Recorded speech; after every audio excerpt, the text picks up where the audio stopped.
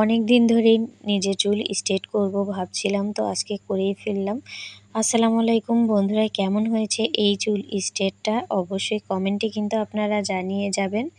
তো আজকে আমার চুল কিভাবে আমি একা একাই স্ট্রেট করি সেই ভিডিওটাই আর কি তোমাদের সাথে শেয়ার করব। তো বন্ধুরা, এই তো দেখো আমার চুলটা কীরকম একদম ফোলা ফোলা, কিন্তু চুলের অবস্থা এতটাই খারাপ যে কি বলবো, চুলটাও ড্যামেজ হয়ে গেছে।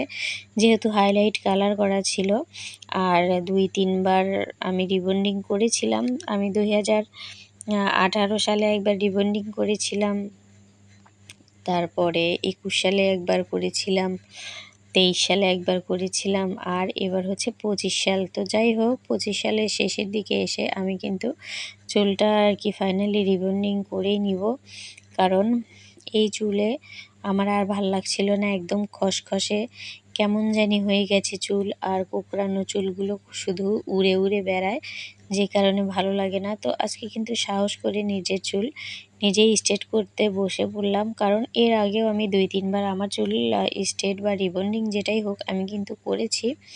তো এই জন্য আর কি সাহস করে আজকে কাজটা আর কি শুরুই করে দিলাম। তো এখন আর ভালো লাগে না একা একা নিজের কাজগুলো এত কষ্ট করে করতে।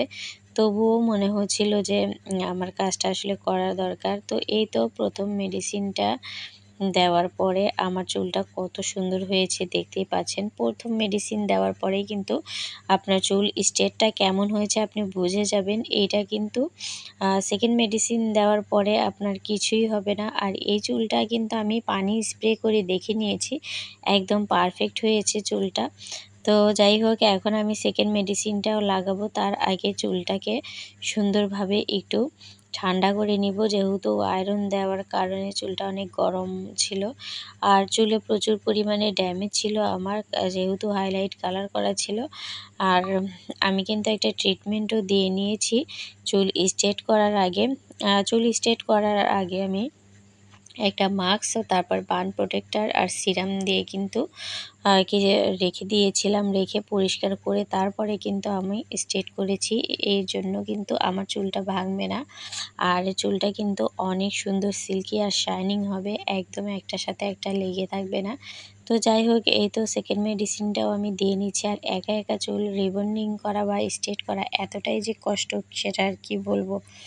যদিও আমার চুলটা অতটা কার্লি না, এই জন্যই কিন্তু আমি পেরেছি। যদি কার্লি চুল হয় সেক্ষেত্রে অনেক কষ্ট হয়ে যাবে। তো এত কষ্ট করে আসলেই কেউ করবে না, আমি মনে হয় যে পাগল। এই জন্যই এত কষ্ট করে রাত্রে এই কাজটা করছি। আমি চুলটা স্ট্রেট করতে নিয়ে শুরু করেছিলাম রাত 7টার দিক থেকে। তো তারপরে আমার কিন্তু প্রায় 10টা বেজে গেছে চুলটা স্ট্রেট করতে। তো এই তো চুলের ফাইনাল লুক দেখেন কি সুন্দর হয়েছে। যতই এলোমেলো আওলা ঝাওলা কেন না করি, হাত দিয়ে একটু কিন্তু নাড়াচাড়া করে দিলেই অনেক সুন্দর সিল্কি হয়ে যাচ্ছে। এই চুল চিরুনি দিয়ে আঁচড়ানোর দরকারই পড়বে না। আর মাঝে মাঝে যদি চুলের এই ট্রিটমেন্টটা আমি নিয়ে থাকি, যেটা আগেও নিতাম, তো এইটা যদি নেই তাহলে চুল কিছুই হবে না, এত সুন্দর থাকবে সেটা আর বলার ভাষা রাখে না। তো বন্ধুরা, অবশ্যই তোমরা কিন্তু কমেন্টে জানিয়ে যাবে যে আজকের আমার চুল স্ট্রেটটা কেমন হলো। আর তোমরা